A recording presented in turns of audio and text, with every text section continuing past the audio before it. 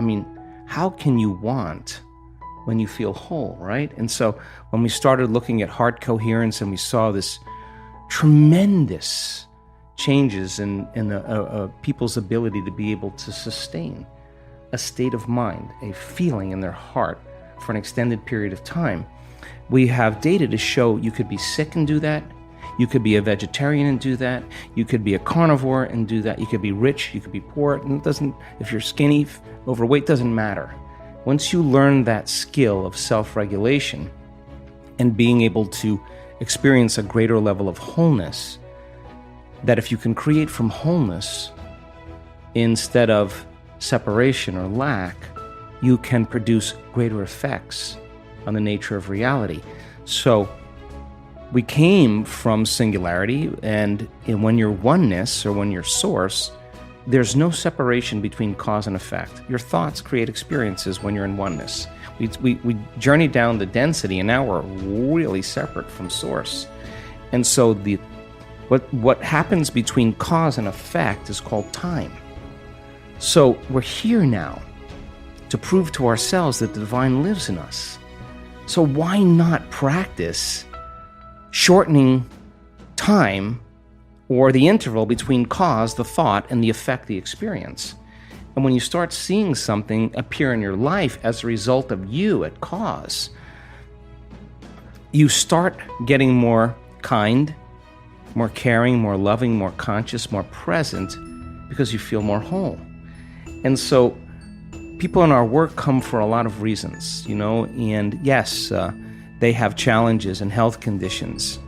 But instead of wanting to heal, I want them to learn the formula on how to heal. I want them to learn the formula on how to create reality.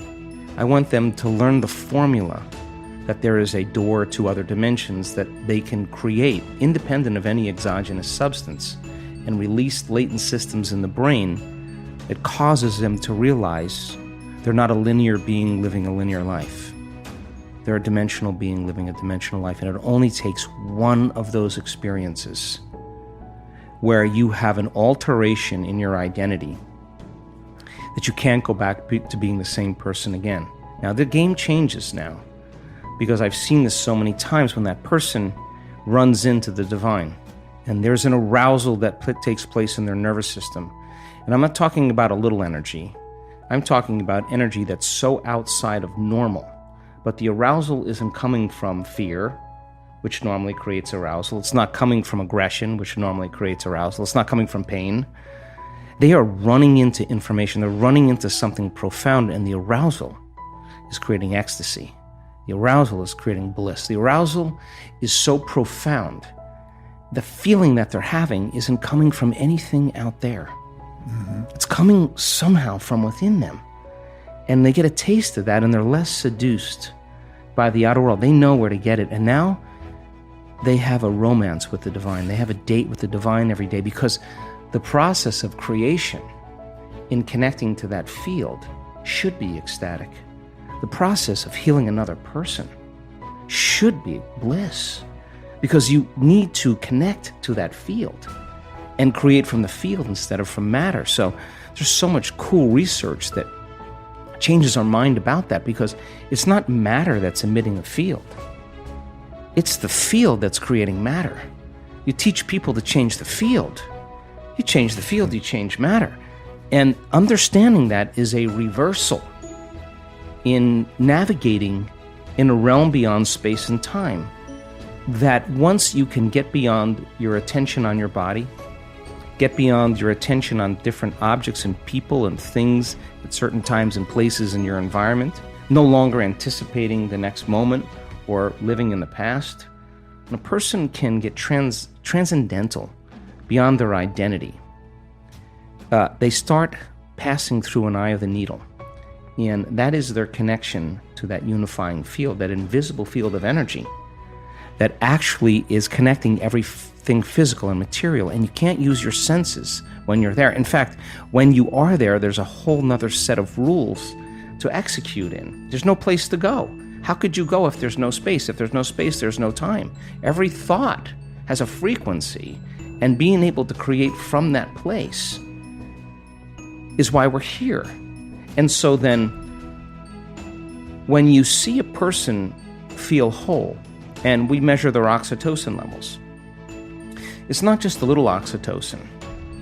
The oxytocin is 200 times normal, and oxytocin signals nitric oxide.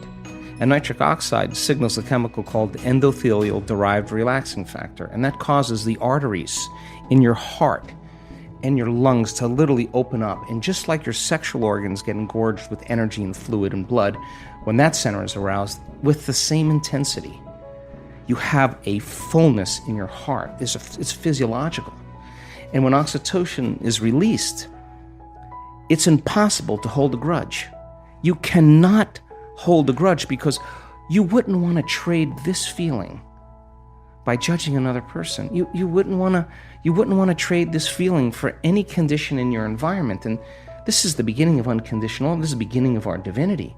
So when you have all this energy in your heart and oxytocin levels are elevated, this is a different consciousness.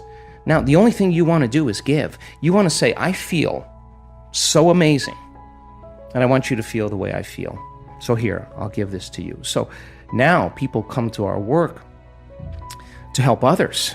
People come to this work because they're not so interested in the material things, although if it got them here, and they learn the formula and they learn how to create, once you get that, now that game's over. Now you want to make a difference. You want to leave a legacy. You want to contribute. You want to help somebody. And we bring children in at the end of the event and we heal them of really serious health conditions. And we have really profound and prestigious universities in the United States saying, what in the heck are you guys doing? Like, we want to come and study this because it's so phenomenological.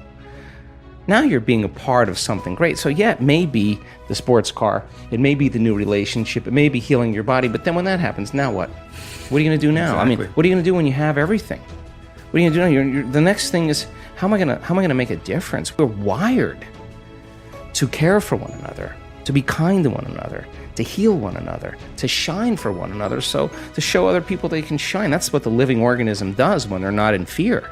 They're not in aggression and hatred and prejudice and all those things that create division. So when that person runs into that experience of the divine and their brain goes into an aroused state of gamma,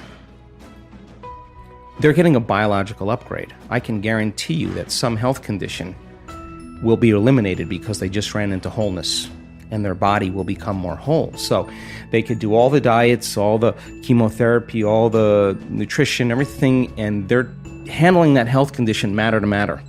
And when you change that, anything in your life matter to matter, there's a long space between cause and effect, between thought and experience. It's sometimes so long you forget what your dream was. Mm-hmm. But when you run into it and you produce an immediate effect, now you're doing it in no time. It's happening in the moment. And if you can capture that, and you see the brain go into these elevated states of coherent gamma patterns, 200, 300, 400, 500 standard deviations outside of normal. That person can't make their brain do that. That's a subjective experience that we're capturing objectively. And we say to that person, what was that? And it's ineffable. They don't have the words to describe what a mango tastes like. They don't have the words to describe what the divine is. You got to just experience it. So then, that person that stands on the stage that has Parkinson's disease or had Parkinson's disease, that's a 76-year-old female that couldn't blow her nose, couldn't swallow, couldn't chew her food, couldn't stand up. One moment, running into the divine, and next thing you know, she's on the stage telling her story. And she's not young, and she's not buffed, and she doesn't look like a vegan, and she's not dressed like everybody that cares about that. She's just, you would walk right past her. But when she's talking and I'm looking out in the audience, I'm looking at 1,500 people leaning in. Nobody has got their eyes off of her because she's the example of truth. And that's the 4-minute mile. Puncture right through there. That's a piercing through a layer of consciousness.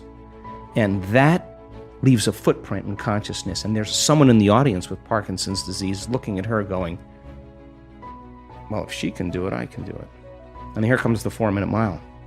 As soon as it's broken, the next person does it. So by the end of the event, there's so much love in the room. There's so much energy in the room because people feel so incredible that they're not They're not attached to their past any longer. They're so connected to they're so connected to their future that they stop telling the story of their past. They're telling the story of their future. They're no longer believing in their past. They're believing in their future. They're no longer romancing their past. They're in a romance with their future. And if oxytocin levels are up, and it's the chemical that bonds, you're going to believe in that future you're creating with all of your heart. It better be opened and activated, and we're going to measure it. And I'm going to tell you, you're doing it or you're not. As I promised, here is a little surprise for you. Starting today, at the end of every video, I will give you a part of the quote and you will need to finish it. This could be an interesting way to end the video. You can write your answers in the comments below the video, and the first one with the right answer is the winner. And at the end of every next video, I will publicly enunciate the winner. Even if you don't know the right answer, or if you're not sure, you can always guess and find the right answer in the next video. So don't forget to subscribe and hit that bell button so you don't miss my new videos. And if you like this one, give your thumbs up. So the quote for today should be an easy one, since you all love Dr. Joe Dispenza. It's one of his favorites. So here it is. Your personality creates your... The right answer are 2 words, and I'm sure you know the right answer. Do you like this way of ending the videos? Tell me this and the right answer in the comments below. If you really like what we do here and want to support us, you can join our channel and our community for a symbolic fee and gain many other additional features.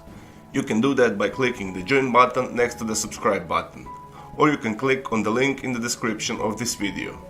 Stay good and have a great day.